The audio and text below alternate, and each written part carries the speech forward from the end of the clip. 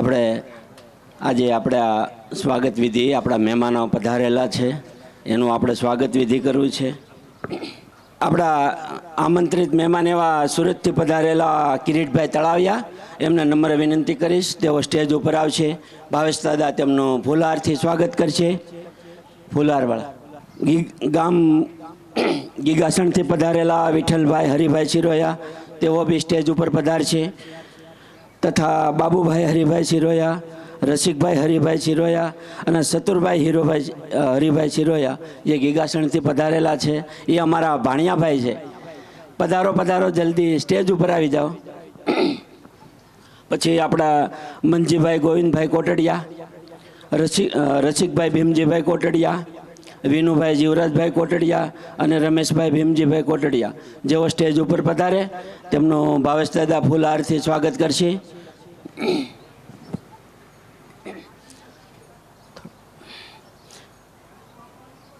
ગામ સુરતથી પધારેલા પરેશભાઈ નાકરાણી, તેઓ બી સ્ટેજ ઉપર પધારે. ગામ વડાળાથી પધારેલા હસમુખભાઈ કાનાભાઈ વઘાસિયા, તેઓ બી સ્ટેજ ઉપર પધારે. ગામ સરમડાથી પધારેલા આપણા માનવંતા મહેમાન એવા બાવસનભાઈ દુધાત, ગામ અમદાવાદથી પધારેલા અરવિંદભાઈ ભગત, ગામ સુરતથી પધારેલા એવા લાલજીભાઈ રૂપાપરા, ગામ કેરાળાથી પધારેલા ગોવિંદભાઈ દેસાઈ, ગામ કેરિયાથી પધારેલા જયેશભાઈ વિરાણી, ગામ સરમડાથી પધારેલા મંજીભાઈ નસીદ તથા ગામ સરમડાથી પધારેલા સુરેશભાઈ નસીદ જેઓ સ્ટેજ ઉપર આવશે. ભાવેશ દાદા ફૂલહારથી તેમનું સ્વાગત કરશે. આજે આપણે કોટડિયા પરિવારના આંગણે જે આપણે ભાગવત સપ્તાહનું આયોજન કર્યું છે, તો તેમાં ઘણા આપણા ગામ પરિવારનો ભાવ છે એવો કે જેવો આપણા પરિવારનું સ્વાગત કરવું છે. હાલો, આપણા પંકજભાઈ જે સ્ટેજ ઉપર પધારશે, પંકજભાઈ કોટડિયા, તો પંકજભાઈનું સ્વાગત સાલ ઓઢાડી આપણા રમેશભાઈ ભગવાનભાઈ કોટડિયા કરશે. એકવાર જોરદાર તાળીથી વધાવો સાહેબ. આ તાળી બહેનો બાજુ ઝાઝી પડે, આ ભાઈઓ બાજુ ઓછી પડે. તાળી પાડવાના ફાયદા તમે જાણતા હશો કદાચ. આ ડૉક્ટર સાહેબે મને વાત કરી, બે હાથે તાળી પાડવાથી ક્યારેય હુમલો ન આવે. તો આપણે હુઈ ગયા હોય ને તો કે અમારા દાદા સવારે ઉઠ્યા જ નહીં, કે પણ ક્યાંથી ઉઠે ને સાયલેન્ટ હુમલો આવી જાય. એટલે તાળી જોરદાર પાડજો, આજ તક છે, આજે પાડજો. કાલે તમે રોડ ઉપર પાડતા હશો ને તો કોઈક એમ કહે દાદાને જુનાગઢ દવાખાને લઈ જાઓ મેન્ટલમાં, ગાંડા થઈ ગયા લાગે. એટલે આજે લાભ ઉઠાવી લેજો જોરદાર તાળીથી. ત્યાર પછી આપણે ધીરુભાઈ કોટડિયા, વિઠ્ઠલભાઈ કોટડિયા, અરવિંદભાઈ કોટડિયા તથા અતુલભાઈ કોટડિયા સ્ટેજ ઉપર આવશે. ચારેય ભાઈઓ સ્ટેજ ઉપર આવી જાઓ. તેમનું સ્વાગત કરશે વજુભાઈ વૈશ્રામભાઈ કોટડિયા, તેમને અને વૈશ્રામ કાકા કોટડિયા જે અમારા વડીલ, જેઓ સ્ટેજ ઉપર આવી જાઓ. જે આપણા અમારા 9 ભાઈઓના પરિવારમાં અમારા વડીલ એવા વૈશ્રામ કાકા, જે અમારા તો ભગવાન જ છે, જેઓ તેમનું સાલ ઓઢાડીને સ્વાગત કરશે. ચારેય ભાઈઓનું વૈશ્રામ કાકા આશીર્વાદ સારો આપજો. આવા આવા આપણે ધાર્મિક કાર્યો કરતા રહીએ. આપણે ભોળાભાઈ નારાયણભાઈ ભરવાડ જેઓ હાજર છે, હાજર હોય તો આવી જાઓ એટલે સ્વાગતનો કાર્યક્રમ થઈ જાય. હા, આવી જાઓ. એકવાર જોરદાર તાળીથી વધાવજો. તાળી હજી ઓછી પડે છે, જોરદાર, શાબાશ. આપણે કંચનબા, તમે સાડલો ઓઢાડવાના હતા, ત્યાં ઓઢાડી દો ને અંબા કાકીને. ઘડીક ચારે ભાઈઓ સ્ટેજ ઉપર ઊભા રહેજો. ધીરુભાઈ, ચારે ભાઈઓ ઊભા રહ્યો. હવે આપણા ભોળાભાઈ નારાયણભાઈ ભરવાડ જે ભગવાન દ્વારકાધીશ ભગવાનના તસવીર અર્પણ કરવાના છે, પ્રસાદીની તસવીર છે, ચારેય ભાઈઓને અર્પણ કરશે. જોરદાર તાળીથી વધાવો સાહેબ. બોલો દ્વારકાધીશ કી. બહુ જે હાવ તે આવી ન હાલે. ઠેઠ આપણા દ્વારકાવાળો બેઠો ને દ્વારકા, એને સંભળાવવી જોઈએ. બોલો દ્વારકાધીશ કી. વાહ વાહ. દ્વારકાધીશને એમ થવું જોઈએ કે વાહ, મારા ભક્તો મને યાદ કરે છે.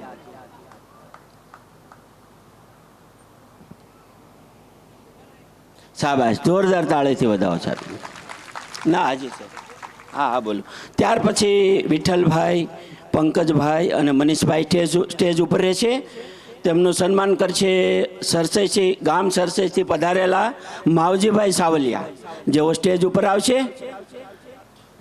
વિઠ્ઠલભાઈ, પંકજભાઈ, મનીષભાઈ ત્રણેય આવી જાઓ. એકવાર જોરદાર તાલીથી વધાવો સાહેબ.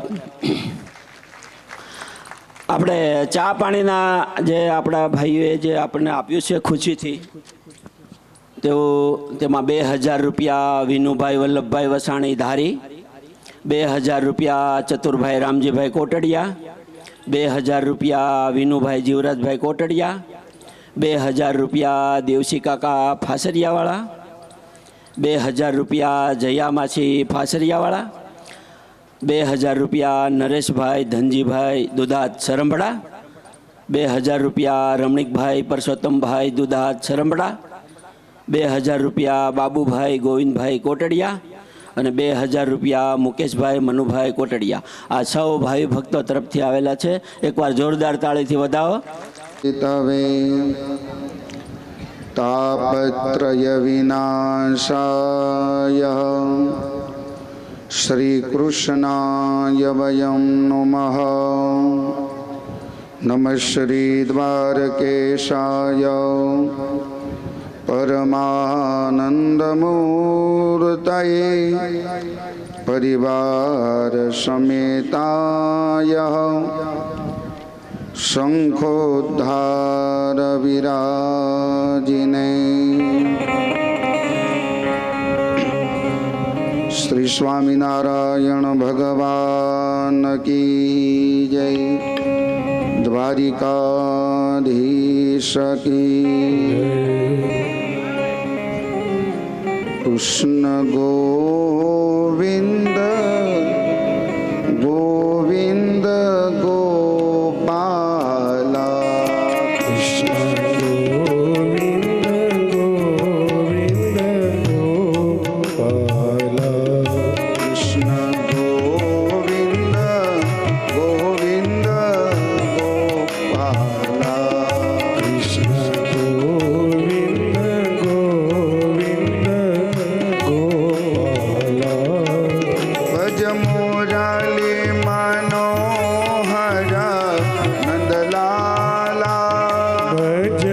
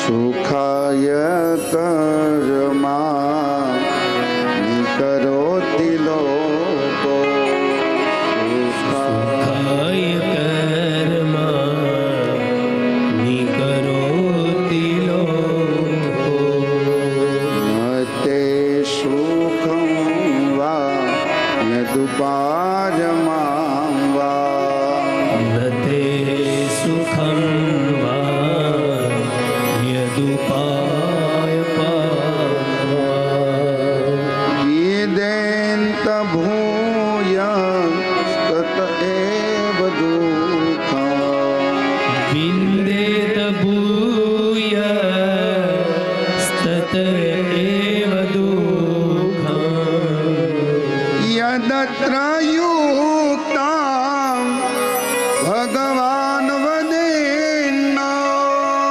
યદત્ર યુક્તં ભગવાન વદેન્નઃ સુખાય કર્માણિ કરોતિ લોકો. મૈત્રેય ઋષિ વિદુરજીને સૃષ્ટિના ઉત્પત્તિની કથા બતાવે છે. વાલા ભક્તજનો, આદિનારાયણ પરમાત્મા અને એને એક વિચાર આવ્યો ભગવાનને, એકોહમ બહુશ્યામી, હું એકમાંથી અનેક થઈ જાઉં. ભગવાનને આવો વિચાર આવ્યો. એની નાભીમાંથી એક કમળ ઉત્પન્ન થયું. કમળમાં વેદ વેતા બ્રહ્માજી ઉત્પન્ન થયા. બ્રહ્માજી વિચાર કરવા લાગ્યા કે મને ઉત્પન્ન કરનાર કોણ છે, મારું સર્જન કોણે કરેલું. કમલની દાંડલીના છેડા સુધી ગયા, જાણી ન શક્યા. આકાશની અંદર અવાજ આવ્યો, તપઃ તપઃ, હે બ્રહ્માજી તમે તપ કરો. બ્રહ્માજીએ તપ કર્યું. ભગવાન નારાયણ પ્રસન્ન થયા અને આજ્ઞા આપી કે હે બ્રહ્માજી સાંભળો, મેં જ તમારું સર્જન કરેલું છે, તમે સૃષ્ટિનું સર્જન કરો. સૃષ્ટિના ઉત્પત્તિની કથા તૃતીય સ્કંદમાં મૈત્રેય ઋષિ વિદુરજીને સંભળાવે છે. બ્રહ્માજીએ તપશ્ચર્યા કરી પ્રભુ પ્રસન્ન થયા. ચતુશ્લોકી ભાગવત આપીને આજ્ઞા આપી કે હે બ્રહ્માજી જાઓ, તમે આ સૃષ્ટિનું સર્જન કરો. બ્રહ્માજીએ પ્રભુની આજ્ઞા સ્વીકાર્યો. પેલા વેલા 4 માનસ પુત્રને ઉત્પન્ન કર્યા. વાલા ભક્તજનો, જેના નામ સનક, સનંદન, સનાતન, સનત કુમાર, જેમની ઉંમર છે 5 વર્ષની, નગ્ન દિગંબર બ્રહ્મચર્યનું પાલન કરનાર, જેના મુખની અંદર એક જ શબ્દ હરિશરણમ, હરિના શરણમાં રહેવા વાળા. બ્રહ્માજીએ એના જ દીકરાઓને આજ્ઞા આપી. માનસ પુત્ર એટલે મનથી ઉત્પન્ન કરેલા પુત્ર, એના પુત્રને આજ્ઞા આપી કે જાઓ તમે આ સૃષ્ટિની રચના કરો, વંશ આગળ વધારો. 4 પુત્ર ઇનકાર કર્યો. હે પિતાજી, અમારે આપની આજ્ઞા છે, પણ અમારે તો પ્રભુ ભજન કરવું છે, ઈશ્વર પરમાત્માનું સ્મરણ કરવું છે. ઇનકાર કર્યો. બ્રહ્માજીને ક્રોધ આવ્યો, મારા પુત્ર થઈ મારી આજ્ઞાનું પાલન ન કરે. વાલા ભક્તજનો, બ્રહ્માની ભૃગુટીમાંથી એક પુરુષ ઉત્પન્ન થયો. ઉત્પન્ન થતાની સાથે રડવા લાગ્યો. એનું નામ પડે છે રુદ્ર. એને આજ્ઞા આપીને તો એને ભૂત, પ્રેત, પિશાચની સૃષ્ટિ ભરી દીધી.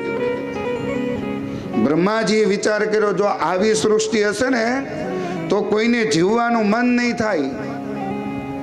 એટલે બ્રહ્માજીએ રુદ્રને પ્રાર્થના કરી કે હે રુદ્ર, તમે તમારી સૃષ્ટિ સંકેલી લ્યો. રુદ્ર એમની સૃષ્ટિ સંકેલી લીધી અને રુદ્ર તપ કરવા માટે ચાલ્યા ગયા. જો 3 દેવતાઓ એક છે, બ્રહ્મા, વિષ્ણુ અને મહેશ. પીપળાનું વૃક્ષ હોય એનું મૂળ એક હોય, પછી ભલે ડાળીઓ અલગ હોય, પાન અલગ હોય, પણ મૂળ એક છે, આદિનારાયણ પરમાત્મા. એટલે તો શ્લોકની અંદર કહ્યું વર્ષાત પતિતમ તોયમ યથા ગચ્છતિ સાગરે. સર્વદેવ નમસ્કાર કેશવં પ્રતિગચ્છતિ. આકાશાત પતિતમ તોયમ, વરસાદ વરસે એનું જળ નદીઓમાં આવે અને એ નદીઓ સમુદ્રને જઈને મળે. આકાશાત પતિતમ તોયમ યથા ગચ્છતિ સાગરે, સાગરને જઈને મળે. એમ સર્વદેવ નમસ્કારમ કેશવમ પ્રતિગચ્છતિ. જે કોઈ દેવતાઓને વંદન કરો છે ભગવાન નારાયણને વંદન કર્યાનું ફળ મળે છે.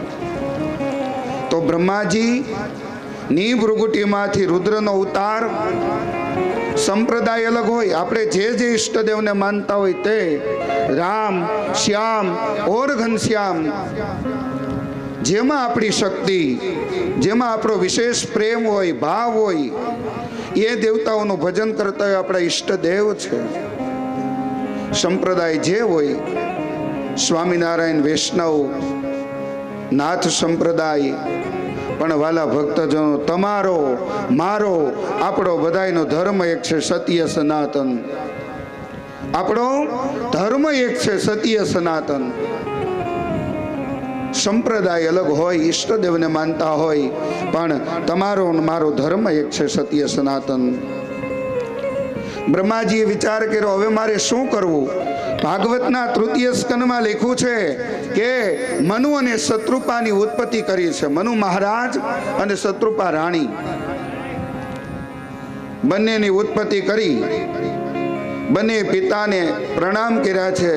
બ્રહ્માજી આજ્ઞા આપી કે જાઓ, તમે હવે મૈથુન્ય સૃષ્ટિનું સર્જન કરો. પ્રભુને સૃષ્ટિ રચવી હોય તો ભગવાન કેવલ મન દ્વારા રચે. મનથી વિચાર કરે ને તો સૃષ્ટિનું સર્જન થઈ જાય.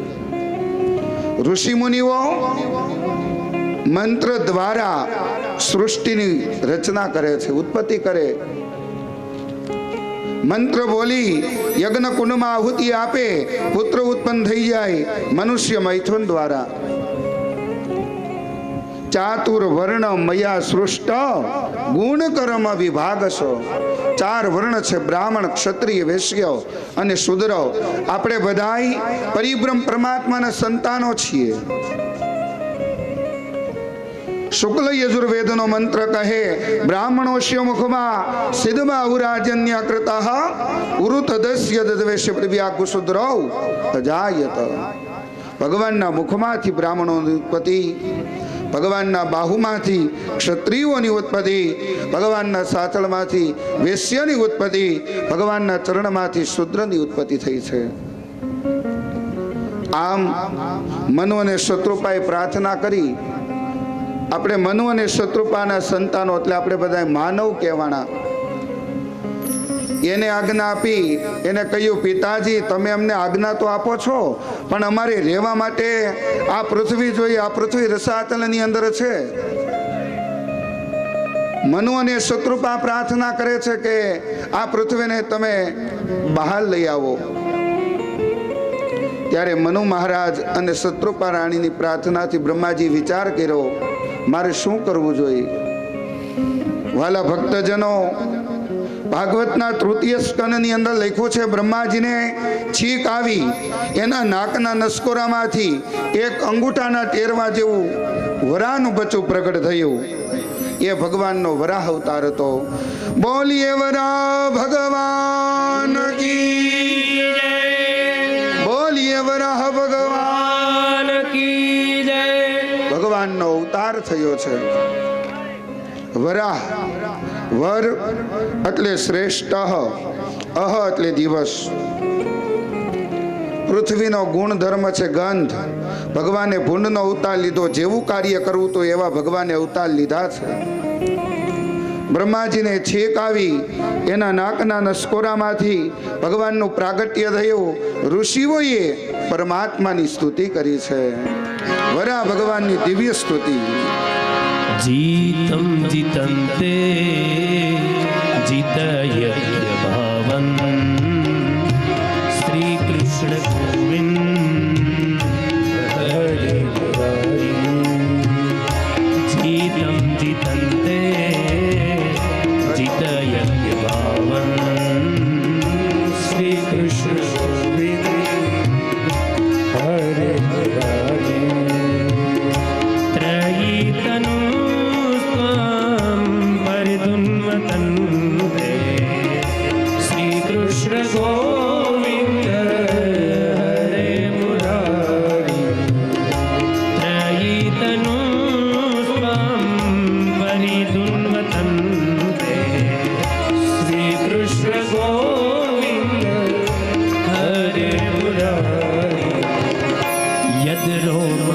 તે સુનીલ લહરા શ્રી કૃષ્ણ ગોવિંદ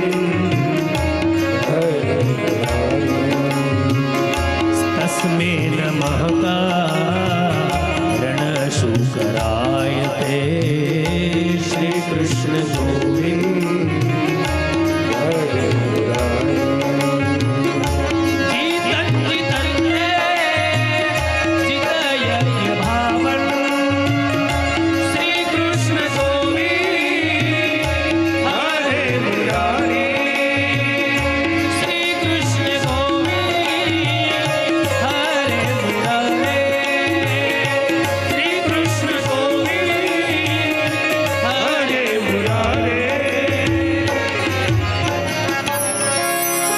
બોલીએ વરા ભગવાન કી જય.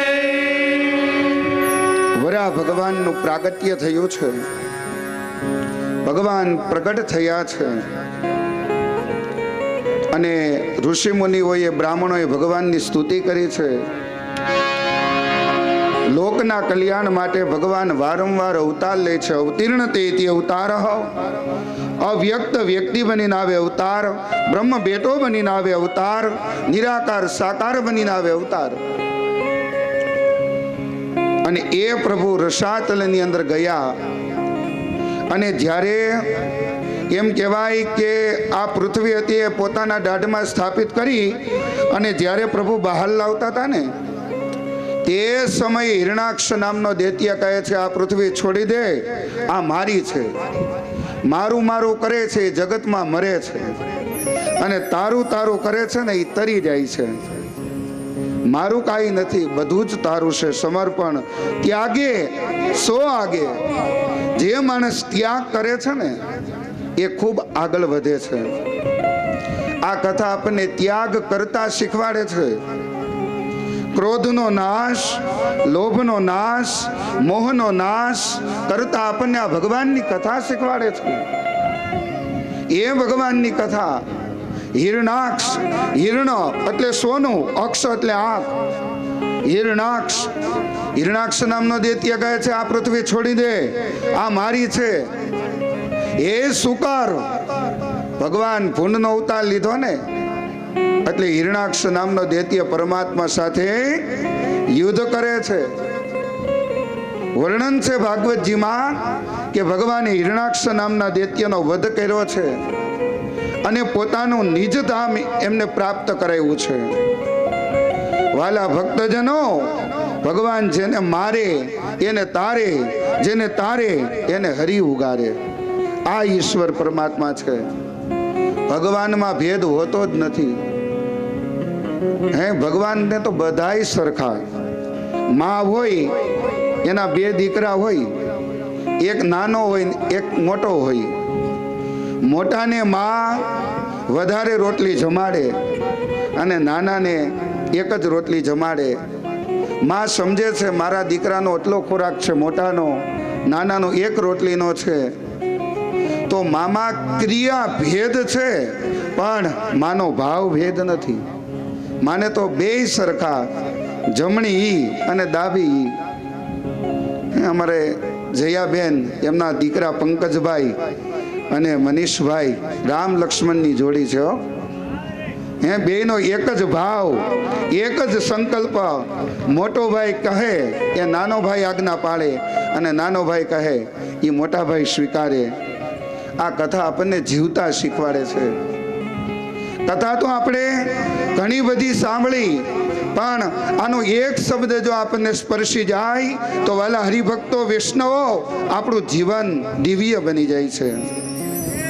આ કથામાંથી કંઈક લઈને જવાનું, કંઈક છોડીને જવાનું છે. હવે શું લઈને જવું એ તમારે નિર્ણય કરવાનો અને શું છોડીને જવું એ પણ તમારે નિર્ણય કરવાનો. કંઈક લઈને જવાનું અને કંઈક છોડીને જવાનું છે. આ કથા તમને ને મને છોડતા શીખવાડે છે. ભગવાને હિરણાક્ષને માર્યો. હિરણ્ય એટલે સોનું, અક્ષ એટલે આંખ. જેની આંખ સોનાને દેખે ને એ હિરણાક્ષ. હિરણાક્ષ લોભનો પ્રતીક છે અને લોભને મારવા માટે ભગવાન વરા ભગવાન ક્રોધનો અવતાર, હે, અને લોભને મારવું હોય ને તો ક્રોધની જરૂર પડે જ. બહુ લોભી માણસ હોય, દાન ન દેતા હોય, ત્યારે એમ કહે ને, ભાઈ લખાઈને આમાં 11,000 15,000 લખાવી દે ને, લખાવી નથી શકતો. ક્રોધ કરે, લોભી માણસ ક્રોધ કરે અને ઉતાવળે ઉતાવળે લખાઈ નાખે. એનો મતલબ એ છે કે લોભનો નાશ કરવા માટે ક્રોધ આવશ્યક છે. લોભનો નાશ ક્રોધ કરે છે. ક્રોધ ભગવાન વરા છે. એ હિરણાક્ષ નામના દૈત્યને માર્યો, પ્રભુએ માર્યો, તાર્યો અને ઉગાર્યો. આ કથા જ્યારે મૈત્રેય વિદુરજીને શ્રવણ કરાવે, સુખદેવજી રાજા પરીક્ષિતને શ્રવણ કરાવે, ત્યારે વિદુરજી પ્રશ્ન કરે કે હિરણાક્ષ નામનો દૈત્ય કોણ હતો? એ કશ્યપ અને દિતિનું સંતાન. વાલા ભક્તજનો, કશ્યપ ઋષિના પત્ની છે દિતિ અને અદિતિ. અદિતિ દેવતાઓના માતા, દિતિ દૈત્યોના માતા છે. સંધ્યા સમયે જ્યારે કશ્યપ ઋષિ તપમાં બેઠા છે, પરમાત્માનું ભજન કરે છે, પરમાત્માનું સ્મરણ કરે છે, એ સમયે કામાતુર બનેલી દિતિ આવી અને કશ્યપ ઋષિનો હાથ પકડી લે છે કે મને ગર્ભધાન કરાવો. કામ વાસના જાગી છે. કશ્યપ ઋષિ સમજાવે છે, દિતિ અત્યારે સંધ્યા સમય છે. સંધ્યા સમય પ્રભુ ભજન માટે હોય, પ્રભુ સ્મરણ માટે હોય. અત્યારે ભોગોને ન ભોગવાય, અત્યારે ભજન કરાય પરમાત્માનું. સંધ્યા સુમિરન આરતી થયો ઝાલર નો જણકાર. સંધ્યા સમયે શંકર અને પાર્વતી વિચરણ કરવા માટે નીકળે.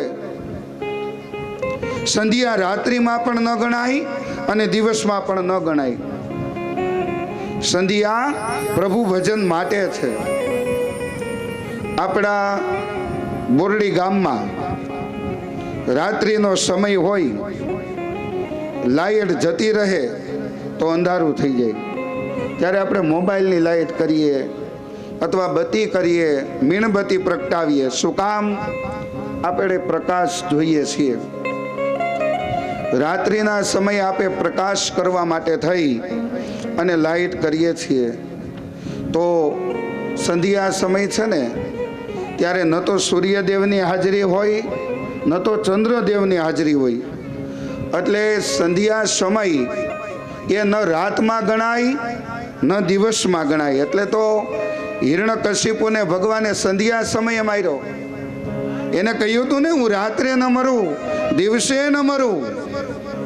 અને એ જ પ્રભુએ સંધ્યા સમય માર્યો. ભાઈ શાક સુદ 14 તિથિ એ દિન સંધ્યાનો હતો.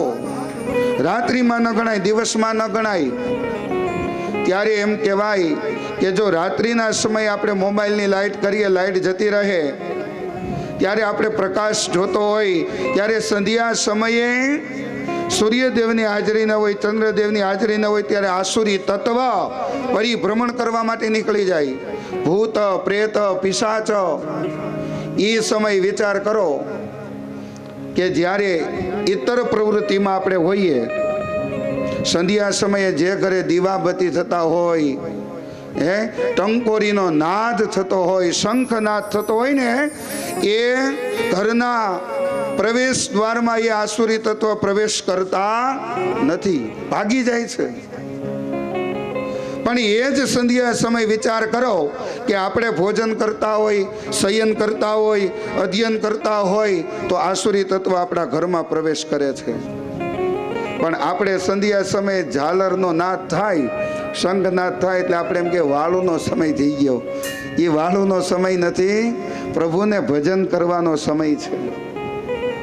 આ કથામાં એક સંદેશ કે સંધ્યા સમય ક્યારે ભોજન ન કરવું, શયન ન કરવું, ક્યારેય અધ્યયન ન કરવું, કોઈ ઇતર પ્રવૃત્તિ ન કરવી. બસ કેવલ પરમાત્માએ આપણને સમય આપ્યો હોય તો ઈશ્વરના નામ લઈ એના દીવાબત્તી કરીએ, જેથી કરી આપણું ઘરનું વાતાવરણ દિવ્ય બને, શુદ્ધ બને, પવિત્ર બને અને પરિબ્રહ્મ પરમાત્માનો વાસ આપણા ઘરની અંદર થાય. તો સંધ્યા સમયે માં દિતિ અયોગ્ય માગણી કરે છે અને કશ્યપ ઋષિ વારંવાર સમજાવે છે કે અત્યારે સંધ્યા સમય છે, ભોગોને ન ભોગવાય, પણ દીતી કંઈ માયના નહીં. ત્યારે એમ કહે છે ગર્ભાધાન થયું છે સંધ્યા સમયે, અને એ જ એના ઉદરની અંદર બે અસુર બાળકનો જન્મ થયો, એક હિરણાક્ષ અને એક હિરણ્યકશિપુ. દીતીને પણ ખૂબ પસ્તાવો થયો છે. ત્યારે હાથ જોડી કશ્યપ ઋષિને પ્રાર્થના કરે. ત્યારે કશ્યપ ઋષિ કહે છે, દીતી સાંભળો, તમારા પુત્ર તો એ મહાન પરાક્રમી થશે, દેવતાઓ સાથે યુદ્ધ કરશે, પણ તમારા પૌત્ર, તમારા દીકરાના દીકરા ભગવાનના પરમ ભક્ત થશે. હિરણાક્ષ અને હિરણ્યકશિપુના પુત્ર પ્રહલાદ, એને એક દીકરો નહોતો પુત્ર પ્રહલાદ, એને 4 દીકરા હતા, લાદ, અનુલાદ, સહલાદ અને પ્રહલાદ. તો અહીંયા એને આશીર્વાદ આપે છે અને મૈત્રી ઋષિ કહે છે, હે વિદુરજી, એ કશ્યપ અને દીતીના સંતાન એ કેવી રીતના, એ ભગવાનના દ્વારપાળ હતા, જય ને વિજય. સનત કુમારો જ્યારે પરમાત્માના દર્શન કરવા માટે ગયા ને, ત્યારે એમને અટકાવવામાં આવ્યા હતા. ત્યારે સનત કુમારોએ શ્રાપ આપ્યો, જાઓ તમે અમને ઈશ્વરના દર્શન માટે રોકો છો, તમારે પૃથ્વી પર અવતાર લેવો પડશે, જાઓ દૈત્ય યોનિમાં. અને એ સનત કુમારોના શ્રાપથી એમના જય અને વિજય, જોકે આ બધું પરમાત્માની કૃપાથી ન થયું છે. તે સમય વૈકુંઠ નારાયણ આવે છે, દિવ્ય આશીર્વાદ આપે છે સનત કુમારોને. પણ એ જય અને વિજય એમને 3 જન્મ લીધા છે. પહેલો જન્મ હિરણાક્ષ અને હિરણ્યકશિપુનો, બીજો ત્રેતાયુગની અંદર રાવણ અને કુંભકર્ણ, અને ત્યાર પછી દ્વાપર યુગની અંદર દંતવક્ત્ર અને શિશુપાલ. એને 3 અવતાર લીધા, પણ એને મારવા માટે પરમાત્માને 4 અવતાર લેવા પડ્યા. હિરણાક્ષને મારવા માટે ભગવાન વરાહ બન્યા, હિરણ્યકશિપુને મારવા માટે ભગવાન નરસિંહ, રાવણ કુંભકર્ણને મારવા માટે ભગવાન રાઘવેન્દ્ર સરકાર, દંતવક્ત્ર અને શિશુપાલને મારવા માટે ભગવાન કૃષ્ણ અવતાર પૂર્ણ પુરુષોત્તમ પરી. કે આ જય અને વિજય છે એ કથા બતાવી છે મૈત્રેય ઋષિ વિદુરજીને. સનત કુમારોના શ્રાપથી એમને દૈત્ય યોનિમાં ઉપડ્યું છે. અને ભગવાન જે હિરણાક્ષ હતો, દીતીના ઉદરની અંદર એટલું બધું એ બંને ભાઈઓનું તેજ હતું, અને એ તેજ દેવતાઓ પણ સહન ન કરી શક્યા. ભાગવતમાં લખ્યું છે કે માતા દીતીએ બંને બાળકોને 100 વર્ષ સુધી ઉદરની અંદર રાખ્યા છે, અને જન્મતાની સાથે જ એ હિરણાક્ષ અને હિરણ્યકશિપુનું મસ્તક સ્વર્ગને અડી ગયું છે.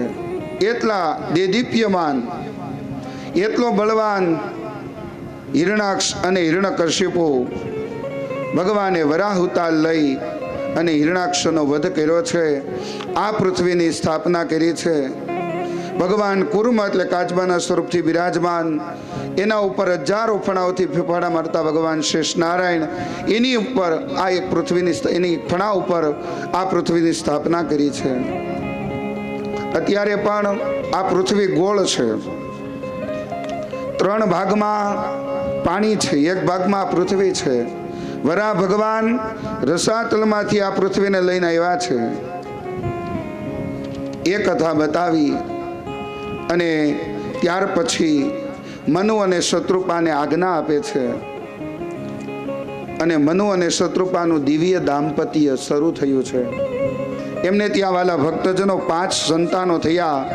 3 દીકરીઓ, દેવહૂતિ, આકુતિ અને મા પ્રસૂતિ. 2 દીકરા થયા, ઉતાનપાદ અને પ્રિયવ્રત રાજા. મનુ અને શત્રુપાનું દિવ્ય દાંપત્ય દિવ્ય છે.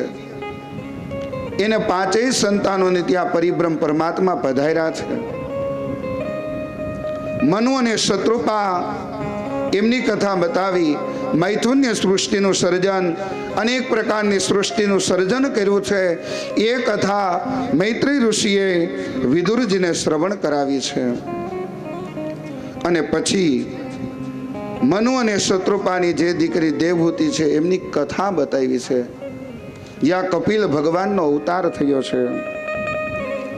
આ ભગવાનની દિવ્ય કથા મને ને તમને આનંદ આપે છે. ઈશ્વર પરમાત્માની કથા આપણને નિત્ય નિરંતર આનંદ આપે છે. ગ્રહસ્થ જીવનમાં આપણે રહીએ છીએ, ગ્રહસ્થ જીવનની અંદર અનેક પ્રકારનો વ્યવહાર આપણે કરીએ છીએ. દીકરાઓ થાય એને ભણાવી ગણાવી મોટા કરીએ, એને ધંધે ચડાવીએ, નોકરીએ ચડાવીએ. આપણું આવું જીવન દિન પ્રતિદિન એ વીતતું જાય છે. પણ વાલા ભક્તજનો, આ કથા આપણને એ સંદેશ આપે છે કે ગ્રહસ્થમાં પણ આપણે ઈશ્વર પરમાત્માને ક્યારેય ભૂલવા ન જોઈએ, પરમાત્માનું ક્યારેય વિસ્મરણ ન થાય. ભગવાનની કથા આપણને કૃષ્ણનું સ્મરણ કરાવે છે. અને ભક્તિના રંગમાં આપણે બધાએ રંગાવાનું છે, ઈશ્વર પરમાત્માના રંગમાં રંગાવાનું છે. જે પરમાત્માને માનતા હોય તે પરમાત્માનું સ્મરણ કરી અને રંગાઈ જવા માટેની આ કથા છે. આ મોંઘો મનુષ્ય અવતાર મળ્યો છે ત્યારે બસ આ કથામાંથી એક સંદેશ કંઈક મૂકીને જઈએ, કંઈક લઈને જઈએ. એનો મતલબ એ કે અહીંથી ઈશ્વર પરમાત્માનું અમે નામ લેશું. અમે ક્યારેય હે પ્રભુ, હે પરમાત્મા તમને ક્યારેય નહીં ભૂલીએ. ભક્તિના રંગમાં રંગાવા માટેની આ કથા છે. એટલે કહ્યું છે રંગા જાને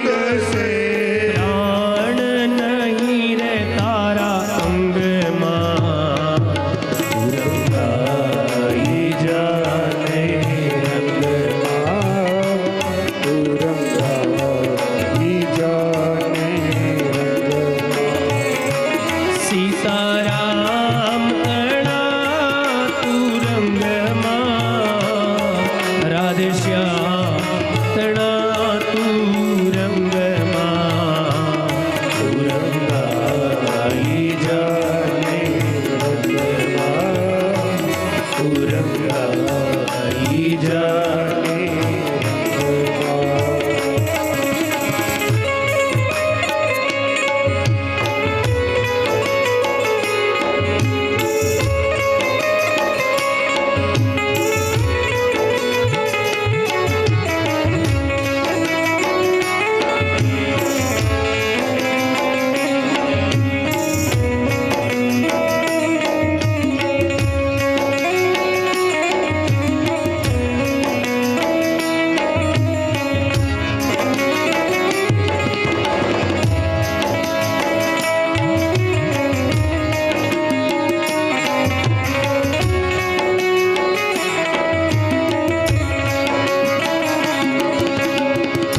જીવ જાણે પોતા જો જીવ શું જીવ જાણે તો જો જીવ શું મારું છે આત્મા પેલા અમર કરી લઉં નામ પેલા અમર કરી લઉં તેડા આવશે જમનું જાણજે તેડા આવશે જમનું જાણજે તેડું આવશે જમનું જાણજે તેડું આવશે જમનું જાણજે જાવું પડશે સંગમાં રંગાઈ જાને રંગમાં રંગાઈ જાને રંગમાં સીતારામ તણા સત્સંગમાં સીતારામ તણા તું રંગમાં તું રંગાઈ જાને રંગમાં તું રંગાઈ જાને રંગમાં તું રંગાઈ જાને સીતારામ તણા સત સંગમાં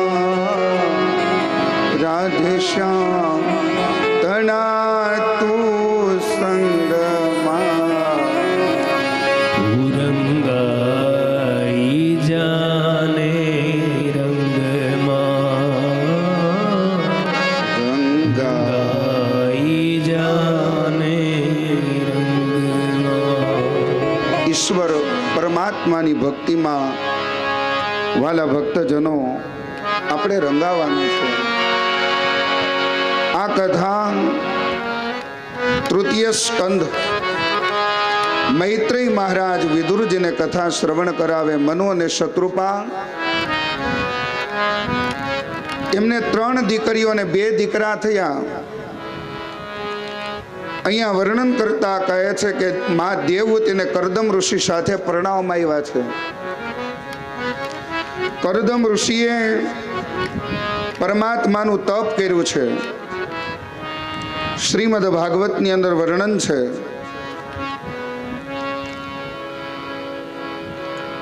કરદમ ઋષિએ તપ કર્યું અને ઈશ્વર પરમાત્મા પ્રસન્ન થયા છે અને દર્શન આપ્યા છે.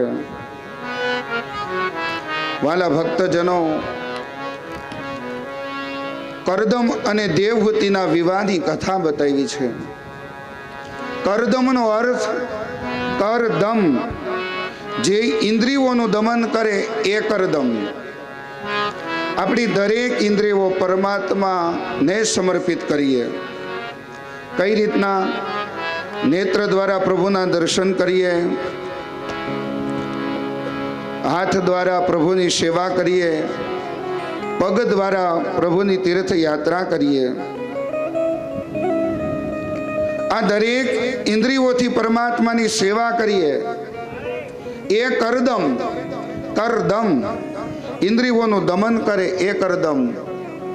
દેવહૂતિ, જે દેવતાઓને પ્રાપ્ત કરે, દેવતાઓને બોલાવી શકે એ માં દેવહૂતિ. આ બાજુ પ્રભુ પ્રસન્ન થયા છે. કરદમ ઋષિની અભિલાષા જાણી ગયા અને કહ્યું છે કે હું તમારે ત્યાં પુત્ર બનીને આવીશ, હું અવતાર લઈશ. આ બાજુ ભગવાન કહે છે કે પરમ દિવસે મનુ મહારાજ શત્રુપા રાણી એની દીકરી દેવહૂતિને લઈ અને તમારા આશ્રમે પધારશે, વિવાહનો પ્રસ્તાવ કરશે, તમે એનો સ્વીકાર કરજો. વાલા ભક્તજનો, એવું ઋષિએ તપ કર્યું છે કે પ્રભુની આંખમાંથી આંસુ પડી ગયા. એ સરોવરનું નામ પડ્યું છે બિંદુ સરોવર. આંસુઓના પણ પ્રકાર હોય. તમે કહો દાદા કઈ રીતના આંસુઓના પ્રકાર? તો કહે છે નેત્ર તરફથી, આપણા જે નેત્ર છે એમાંથી આંસુ પડે, નેણ હોય એ તરફથી જે આંસુ પડે એ સુખના કહેવાય, અને નાક પાસેથી જે આંસુ પડે ને એ દુઃખના કહેવાય. સુખના આંસુ હોય ને એ ઠંડા હોય, અનુભવ કરજો. વધારે આનંદમાં આવી જાય અને આંસુ પડી જાય એ સુખના આંસુ ઠંડા હોય, અને દુઃખના આંસુ હોય ને એ ગરમ હોય. તમે એમ કહો સુખના આંસુ ઠંડા અને દુઃખના આંસુ ગરમ હોય. નેણ પાસેથી જે આંસુ પડે એ સુખના, નાક પાસેથી જે આંસુ પડે એ દુઃખના. દાદા વચ્ચેથી જે આંસુ પડે એ ક્યાં? ત્યારે મને કહેવાનું મન થાય, બહુ ભૂખ લાગી હોય ને ત્યારે જે આંસુ પડે ને એ વચ્ચેના આંસુ. અને અત્યારે મધ્યાંતરનો સમય થવા આવ્યો. સતમ વિહાય ભોક્તવ્યમ, હો કામ પડતા મૂકીને જમી લેવું, એવું શાસ્ત્રમાં કીધું, શ્લોકમાં. અને આમે વેશ્વાનર નામના અગ્નિને તૃપ્ત કરતો જ રહેવો. એ તૃપ્ત હોય ને એટલે માણસને આનંદ આવે. તો અહીંયા ભગવાનના નેત્રમાંથી આંસુ પડ્યા, બિંદુ સરોવર. પ્રભુએ દિવ્ય દર્શન આપ્યા છે. અને આ બાજુ કરદમ ઋષિ સમાધિમાં બેઠા છે. પ્રભુએ કહ્યું તો તે દિવસ આવ્યો, મનુ મહારાજ શત્રુપા રાણી પોતાની દીકરી દેવહૂતિને લઈ અને કરદમ ઋષિના આશ્રમે પધારે છે. દેવર્ષિ નારદની પ્રેરણાથી દિવ્ય સત્સંગ થયો છે. અને ત્યારે દેવહૂતિએ પોતાના પતિ કરદમ ઋષિનો પણ સ્વીકાર કર્યો છે કે મારે પતિ એમને બનાવવા છે. નાનપણથી સત્સંગી. આ બાજુ વર્ણન કરતા કહે છે કરદમ ઋષિએ 3 આસન પાથર્યા છે. એક આસન ઉપર મનુ મહારાજ બિરાજમાન થયા, બીજા આસન ઉપર શત્રુપા રાણી, ત્રીજું આસન ખાલી છે. માં દેવહૂતિ બેઠા નથી, પોતાનો જમણો હાથ પધરાવ્યો છે. વિચાર કરે છે કે જે મારા પતિ થવાના છે એની મારે કેમ સેવા લેવી, અને એને આસન બિછાવ્યું છે, એના ઉપર ન બેસીએ તો પણ અનાદર કહેવાય. પોતાનો જમણો હાથ પધરાવ્યો છે આસન પર. આ માં દેવહૂતિ નાનપણથી જ, જેનું ભક્તિમય જીવન. આ બાજુ કરદમ ઋષિ મનુ અને શત્રુપાનો સત્કાર, આદર સત્કાર કરે છે અને કહે છે આપનું આગમન. ત્યારે મનુ અને શત્રુપા કહે છે કે મારી દેવહૂતિ દીકરી, હું આપની સાથે પરણાવ માગું છું, આપ એનો સ્વીકાર કરો. કરદમ ઋષિ માં દેવહૂતિનો સ્વીકાર કરે છે, પણ એક શરત મૂકી કે સંતાન થઈ જાય પછી હું સંન્યાસ ગ્રહણ કરી લઈશ. આ શરતનો સ્વીકાર કર્યો છે. મનુ અને શત્રુપા પોતાની દીકરીનો હાથ એક ઋષિના હાથમાં આપીને જતા રહ્યા છે. દિવ્ય દાંપત્ય બતાવ્યું છે કરદમ અને મા દેવહૂતિનું. ખૂબ સેવા મા દેવહૂતિએ કરદમ ઋષિની કરી છે. કરદમ ઋષિ પ્રસન્ન થયા છે અને એક દિવ્ય વિમાન, તેજોમય વિમાન માં બેસી અને કરદમ અને દેવહૂતિ માતા વિહાર કરે છે. વાલા ભક્તજનો, ભાગવતના તૃતીય સ્કંદની અંદર વર્ણન છે કે પેલા વેલા દેવહૂતિ અને કરદમ ઋષિને ત્યાં 9 દીકરીઓનો જન્મ થયો છે. આપણે 1 દીકરી, 2 દીકરી, 3 દીકરી થાય તો મુખ ઉદાસ થઈ જાય. આ કરદમ અને માં દેવહૂતિને પેલા વેલા 9 દીકરીઓનો જન્મ થયો. અને સંતો, ભાગવતકાર વર્ણન કરતા ભાગવતજીની અંદર કહે છે નવદા ભક્તિ છે. શ્રવણમ કીર્તનમ વિષ્ણુ સ્મરણમ પાદ સેવના अर्चनं वन्दनं दास्य सख्य आत्मनिवेदनम्. દીકરી તો દીકરી છે. દીકરી વિશે આપણે જેટલું બોલીએ એટલું ઓછું છે. કરદમ અને દેવહૂતિને ત્યાં પેલા વેલા 9 દીકરીઓનો જન્મ થયો છે. વાલા ભક્તજનો, આ કથામાંથી એક સંદેશ આપણે એ લઈએ, સ્ત્રી ભ્રૂણ હત્યા બહુ થાય છે, એ બંધ થઈ જાય. બસ એ જ ઠાકોરજીના ચરણોમાં પ્રાર્થના કરીએ. ડોક્ટરો પાસે જોવડાવવામાં આવે દીકરો છે કે દીકરી, અને ખબર પડે દીકરી છે તો સ્ત્રી ભ્રૂણ હત્યા થાય. વાલા ભક્તજનો, એનું આપણા શાસ્ત્રની અંદર ખૂબ વર્ણન કર્યું છે કે જે સ્ત્રી ઉદરની અંદર સ્ત્રી ભ્રૂણ હત્યા કરે છે એને નરકની પ્રાપ્તિ થાય છે. દીકરીનો સ્વીકાર કરીએ તો એના ભાગ્યનું લઈને આવે છે. આમે એ પોતે આપણા ઘરે 20 વર્ષ 22 વર્ષ રહે પછી શાસ્ત્રે ચાલી જાય છે. એ દીકરી એટલે ત્યાગ, દીકરી એટલે સમર્પણની મૂર્તિ, દીકરી એટલે પ્રેમ, દીકરી એટલે લક્ષ્મી. જે ઘેર દીકરીનો જન્મ થાય એનું ઘર સ્વર્ગ બની જાય છે. ભાગવત કહે છે અરે દીકરી એના ભાગ્યનું લઈને આવે છે. એટલું જ નહીં, પણ એ દીકરીનો જન્મ થાય ને ત્યારે ભગવાન એમ કહે છે કે જા દીકરી, હવે હું પછી તારા પિતાશ્રીને મદદ કરીશ. આ છે દીકરી.